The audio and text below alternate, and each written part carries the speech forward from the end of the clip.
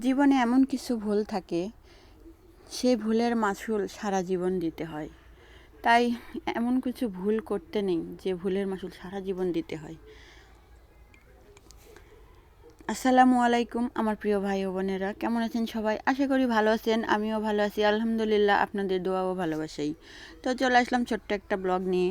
আজকে সারাদিন আর কি টুকিটাকি যা কাজকাম করছি আপনাদের সাথে শেয়ার করব। তো সকালবেলা ঘুম থেকে উঠে আমার বাবা দোকান করে, এর আগেও তো বলছি আমার বাবা একটা ছোটোখাটো দোকান করে। তো সেই দোকানের জন্য কিছু আমরা স্কুলে নিয়ে যাবে তো দোকান, তো কিছু আমরা ছিল, সে আমরাগুলো ছিলাম। এর ফাঁকে এই যে একটু মাছ নিয়ে চলে আসছে, ছোটো মাছ বলতে পুঁটি মাছ। তো গ্রাম অঞ্চলে তেমন ভালো মাছ পাওয়া যায় না, পাওয়া যায় অনেক দূরে বাজার আছে, সেখানে গেলে। তো আমাদের বাজারে বেশিরভাগ সময় এই মাছটাই আসে, পাওয়া যায় পুঁটি মাছ। তো পুঁটি মাছটা নিয়ে চলে আসছে, বেশি না অল্প কিছু মাছ নিয়ে আসছে। পরে মাছগুলো কেটে নিলাম, মাছ কেটে ধুয়ে রেখে সকালের খাবার টাবার খেয়ে পরে যে কিছু কাপড়, আমার ঘরের বিছানার চাদর টাদর একটু ময়লা হয়েছিল, পরে পাউডার দিয়ে ভিজে রাখছিলাম। পরে মাছ টাছ কেটে রেখে খাওয়া দাওয়া করে পরে ভাবলাম যে দেখি কাপড় চোপড়গুলো কল চাপে ধুতে আর ভালো লাগছিল না, তো পুকুরে যাই, পুকুরে গিয়ে ধুয়ে নিয়ে আসি। তো আপনাদের সাথে একটু শেয়ার করে দিলাম কিভাবে আমরা পুকুরে কাপড় কেচে আবার ধুয়ে নিই পুকুরে পানিতে, খোলামেলা পানিতে। আসলে কাপড় চোপড় যাই বলেন ধুয়ে মানে শান্তি পাওয়া যায়। কল চাপে বালতিতে অনেক সময় লাগে, অনেক চাপতে হয়। পরে যে দেখেন পুকুরের চারপাশটা দেখেন কত সুন্দর সবুজ গাছপালা। পুকুরের ঘাটের উপরেই দেখেন এই যে আমার বোনের ছেলে খেলা করছে, তারপরে এখানে একটা বড়ই গাছ, তারপরে আমার কম্বল, এটা মানে পাতলা কম্বল, এই কম্বলটা সবসময় বাহিরে থাকে, 12 মাসে এটা বাহিরে থাকে। হালকা পাতলা বৃষ্টি টিষ্টি হলে অনেক সময় ঠান্ডা লাগে, তো এই জন্য এই পাতলা কম্বলটা এটা বাহিরেই রাখা হয়। আর ময়লা হয়ে গেছে, এটা একটু ময়লা হয়েছে, তো ওটা পরিষ্কার করে ধুয়ে দিলাম। আর তারপরে আজকে আরেকটা আছে নতুন মোটা আছে বড়, সেটা বের করব। আর তারপরে কাপড় চোপড় ধুয়ে শুকাইতে দিয়ে আসে, পরে এখানে দেখেন তরকারি কাটছি। মুখি কচু বলে, অনেক এলাকায় মুখি কচু বলে, কোনো এলাকায় বই কচু বলে, আমাদের এলাকায় কুড়ি কচু বলে, তো যে যেটা বলে আর কি। তো এই কচুটা কাটলাম, শুধু ওই কচু দিই আজকে সামান্য একটু তরকারি রান্না করব, কারণ একটু তরকারি আছে আগের দিনের রান্নার তরকারি। তো এই পুঁটি মাছ দিয়ে অল্প একটু কচু দিয়ে অল্প করে একটু সামান্য কিছু তরকারি রান্না করব। তো কচুটা কেটে নিছি, ধুয়ে নিছি, পরে যে এখানে ধুয়ে নিয়ে এসে রেডি করে নিছি। এখন পেঁয়াজ মরিচ দিয়ে দিলাম, ঝাল মশলা যা লাগবে দিয়ে দিব, দিয়ে তরকারিটা সুন্দর করে মেখে নেব। আমার প্রিয় ভাই ও বোনেরা, আমার ভিডিওটা কে কোথা থেকে দেখছেন লাইক কমেন্ট শেয়ার করবেন, আমার চ্যানেলটা সাবস্ক্রাইব করে আমার চ্যানেলের পাশে থাকবেন। আশা করি আমার ভিডিওটা আপনাদের ভালো লাগবে। আর যদি ভালো নাও লাগে একটু কষ্ট করে দেখবেন, আস্তে আস্তে ভালো লেগে যাবে, দেখতে দেখতে দেখবেন একদিন ভালো লেগে যাবে। আমার বকবকানিগুলো একটু বিরক্ত হলেও একটু শুনবেন। আপনারা যদি আমাকে সাপোর্ট না করেন, আমার পাশে না থাকেন, তাহলে তো আমি সামনের দিকে আগাইতে পারবো না।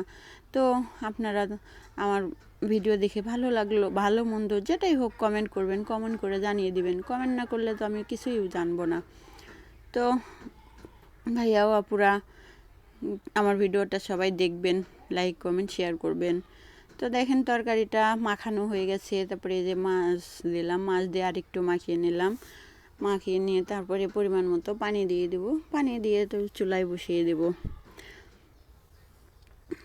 মানুষের জীবনে আসলে কিছু কিছু ভুল থাকে বুঝছেন, সেই ভুলগুলো মানে এমন ভুল, মানে এই ভুলের মাসুল দিতে দিতে জীবনটাই শেষ হয়ে যায়। এক সময় মানুষ ক্লান্ত হয়ে পড়ে, মাসুল দিতে দিতে ক্লান্ত হয়ে পড়ে, তখন উঠে দাঁড়ানোটা অনেক কষ্টকর হয়ে যায়। কিন্তু যে ওই সময় আবার উঠে দাঁড়াইতে পারে সেই মানে বুদ্ধিমান। আর যে দাঁড়াইতে পারে না তার জীবনটা একেবারেই শেষ হয়ে যায়। তো তরকারি মাখিয়ে নিয়ে বসিয়ে দিয়ে চাল ধুয়ে নিয়ে এসে বসিয়ে দিয়ে যে এখন দেখেন চুলার মধ্যে বসিয়ে দিছি, একসাথে দুইটা হয়ে যাবে। দেখেন আমার চচ্চড়িটা হয়ে গেছে, অনেক সুন্দর দেখা যায় আর লোভনীয়, মানে খেতে অনেক টেস্টিও হয়েছে। ছোটো মাছ আর মুখি কচু একটু পেঁয়াজের সাথে দিয়ে দিছি, দেখতে অনেক সুন্দর হয়েছে, অনেক ভালো লাগতেছে।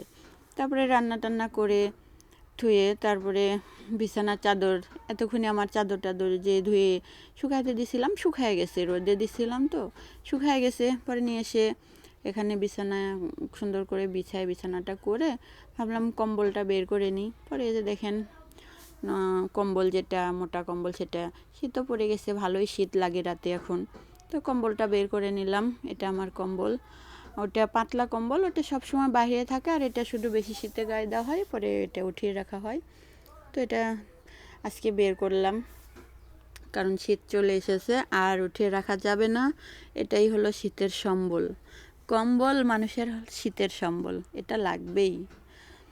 তো দেখেন কম্বলটা সুন্দর, অনেক সুন্দর লাগছে কালারটা, মনে হচ্ছে বিছানায় বিছানার চাদরের মতো দেখা যায়, সুন্দর দেখা যায়, ভালো লাগছে। মিষ্টি কালার, ঘিয়া কালার, ফুলগুলো অনেক সুন্দর দেখা যায়।